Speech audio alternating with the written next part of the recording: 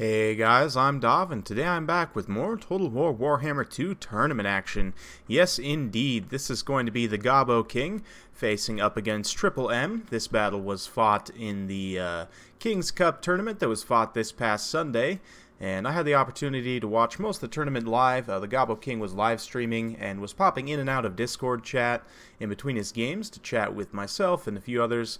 And, you know, just to kind of help pass the time in between matches. We were also watching his live stream, so we got to see most of these matches live. And I figured you guys wanted to see some greenskin action, since I don't play them too often. We're going to have a look at the Gobbo King and see how he can take on these Warriors of Chaos. So, of course, he does have Azag the Slaughterer with Spirit Leech and Fate of Yuna. Front line's going to be Black Orcs, the 8 Peak Loonies. We've got a unit of Biggins, another unit of Black Orcs, another unit of Biggins. We've got the Warlord's Boys, and another unit of Black Orcs. So both regiments are renowned of the Goblins. The 8 Peak Loonies are unbreakable. They also have a special Fanatic attack. I believe it does extra damage. I'm not 100% sure.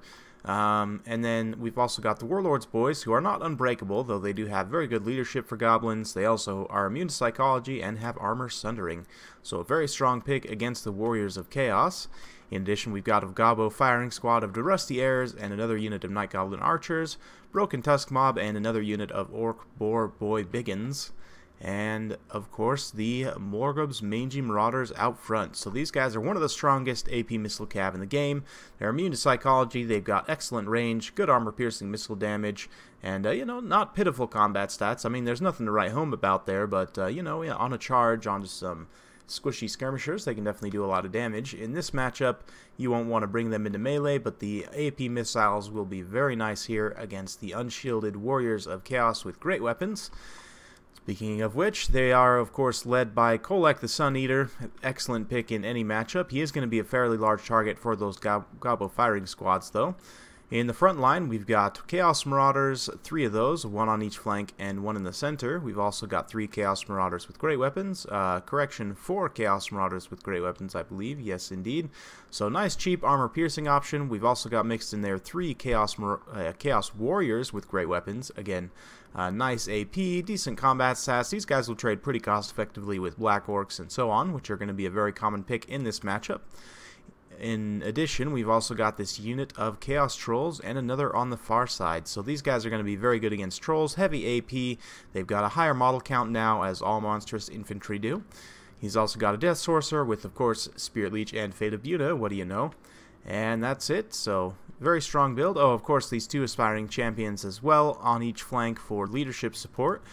And because Kolek's a very mobile lord, he's going to be charging around to different points of the battle, you know, to countercharge Azag or other high-value targets. So he's not always going to be around to give that leadership support. So I really like the pick of the aspiring champions here to help support leadership on the flanks here. And then he's got the sorcerer in the center to give that encourage, making sure he has that encourage coverage across a lot of his line. So very nice builds on both sides. Let's go ahead and see what happens. We're going to get a quick charge here from these Chaos Trolls straight into the Black Orcs. However, they're going to start taking some nasty missile fire here. You can see they do quite a bit of shock damage on the charge, considering they're monstrous infantry. But the Biggins are going to come in here, and with the Gobbo missiles, the Trolls are going to wisely pull away. Meanwhile, we've got an engagement coming down over on the far side here. Orc Biggins getting mobbed up on by lots of units. They do have the support of these 8 Peak Loonies who are going to be applying to poison to this entire pocket here. The Orc Biggins will cut through the Chaos Marauders fairly easily, and they'll also do quite a bit of damage to the Chaos Trolls. We've got Black Orcs getting matched up on Marauders there. The Marauders will definitely die in a big hurry. Fate of Yuna being cast on Chaos Marauders. I believe that was a misclick. Probably wanted to cast it on these Chaos Warriors. But, you know, it's all good. Right now, Azag has taken a Spirit Leech so far, so he's going to have to be careful. But at the same time, he needs to try and stop Kolek if he's going to have any chance of pulling through here. He looks like we've got a Fate of Yuna going off on the Black Orcs here, I believe. Yep, so very well played.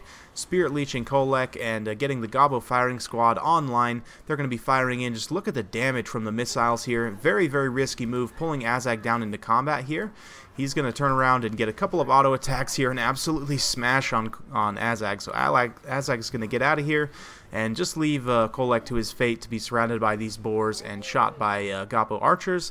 But Azag just on station trying to provide that WOG leadership support, or that melee attack support rather.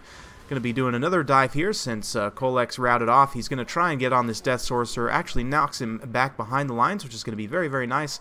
Across the infantry battle, over on this side, these Black Orcs are going to lose out just to sheer numbers. They have done quite a bit of damage. Right here, though, these Night Goblins and the Black Orcs are doing a very good job cleaning up this pocket. In the center, Orc Biggins holding valiantly against Chaos Warriors. And yeah, the infantry battle, because of the trolls and just the numbers, it is going to go in the way of the Warriors of Chaos. It's just a matter of if Gobbo King can keep these Gobbo archers secure and online and firing into high-value targets here. It looks like they're going to be potentially routing off these Chaos Trolls here just due to the sheer volume of fire. Meanwhile, tying up these Chaos Marauders that were about to compromise the backline here. Gobbo King doing a very good job using his mobile units to get onto any units that have broken through the line. Of course, Greenskin leadership is a little bit shaky here, so even these Warlords Boys, Regiment of Renown, are going to be routed off here. The Chaos Marauders are pushing through. However, that is going to leave these aspiring champions surrounded by Black Orcs in a very beautiful cinematic combat here. They're going to get absolutely chopped to bits. Looks like the Marauders got a little bit caught up there and actually dropped their attack order, but across the main line, the Greenskins are starting to suffer pretty badly. These Orc Biggins are going to rout fairly soon. We've got just a few of these unbreakable 8-peak loonies left. Kolek did come back from routing, but currently being spirit leashed by Azag, so he's getting very, very low, down to about 700 HP and dropping. Azag's going to make a very, very risky move here and actually come down into combat against Kolek. One auto attack or two from Kolek is going to put Azag in a trash can real quick, but the same goes for Kolek. He's currently being poisoned, and just one or two auto attacks is going to decide this in either direction, so let's see what happens. Who's able to take the day here? And Azag downs Kolek. He's down to only 550 hit points, however, so he's going to have to be careful. He immediately pulls away and is just going to try and stay out of range of this Death Sorcerer here. If he gets in range of Spirit Leech, one Spirit Leech will finish off Azag for the most part. If it doesn't kill him, it'll rout him off.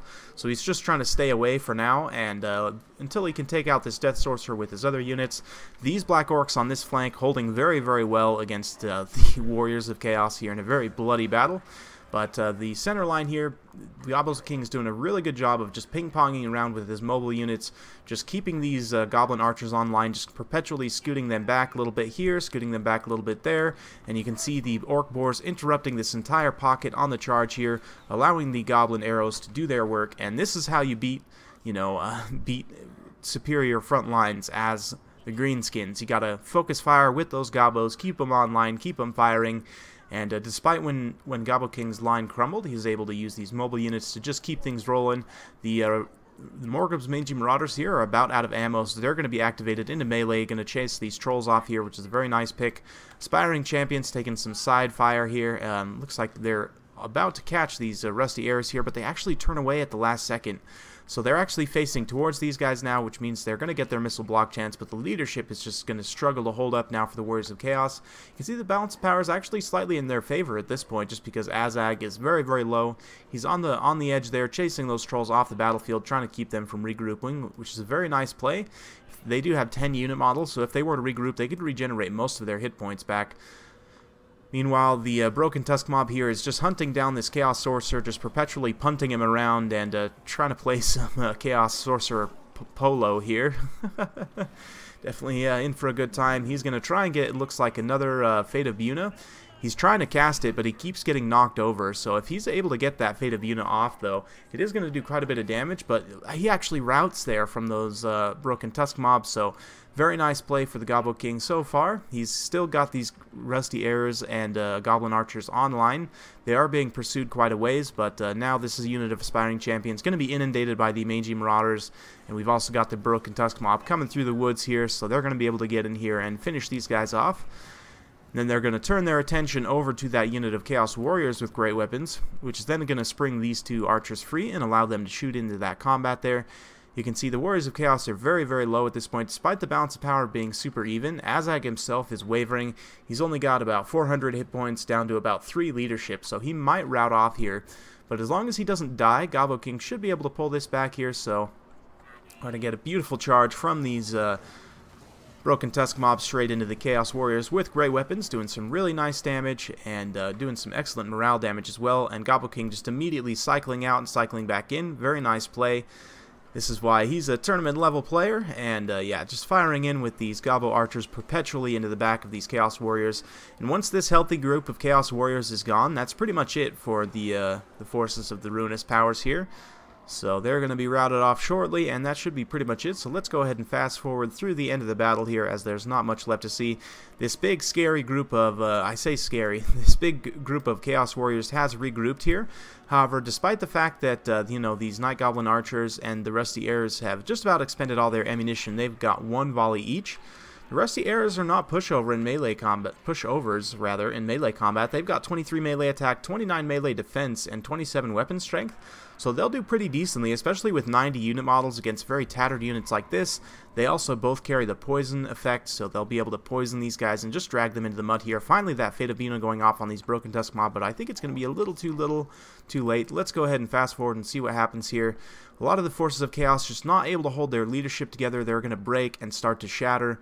So now finally the balance of power is shifting in the Greenskins' favor, and this big scary group of Rusty Heirs here going to be chasing the rest of them down, and that'll be it for the forces of Chaos. So very well played to both players. Hope you guys enjoyed watching that battle. Figured you would want to see some Greenskins action since I don't get to play them too much. You know, it definitely takes a very skilled player to use them well. And I just, you know, a lot of the builds that I used to use don't really work that well now, so I'm kind of having to relearn how to play the Greenskins. Figured you guys would want some action in the meantime, so thanks for the Gobbo King to sending this replay over. I'll have a link down to his channel below. If you guys want to see some more tournament action, he actually casted all of his games and several other games. Himself and I actually casted the semi-finals of the tournament with Onjaga and I believe it was Romulan Dog with No, it wasn't Romulan Dog. It was Scribble, that's right. Beastmen versus Dark Elves, which was an amazing match. I'll have a link to that video down in the description below if you guys want to go watch that. Myself and the Gobbo King casting that one. It was a great battle. A lot of fun. I had a ton of fun. Definitely going to be casting more tournaments soon, so stay tuned for that. Potentially going to be live streaming on Saturdays and Sundays. We'll see. We'll see how the schedule works out, but I would love to start casting more tournament games. I have a lot of fun watching these high-level players play.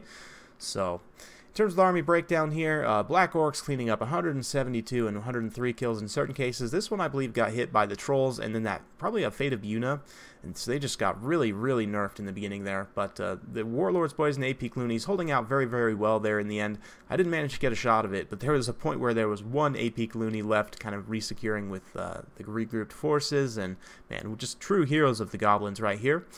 Orc Biggins getting quite a bit of kills as well, doing some nice work against the Trolls. Broken Tusk Mob, 99 kills, super clutch in the late game. These guys are an excellent unit.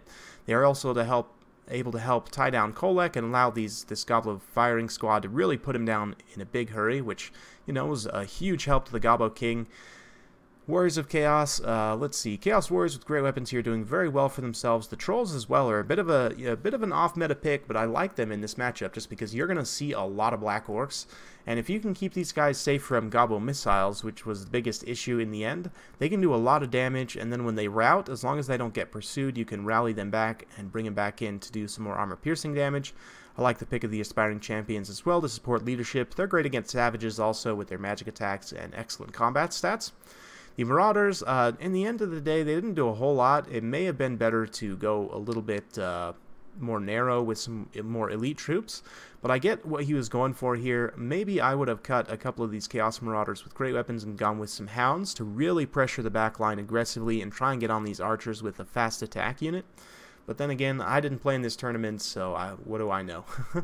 Hope you guys enjoyed watching. If you like this kind of content, like and subscribe. I'm keeping it coming with more Total War Warhammer 2 content every single day, so stay tuned for more, and we'll see you next time.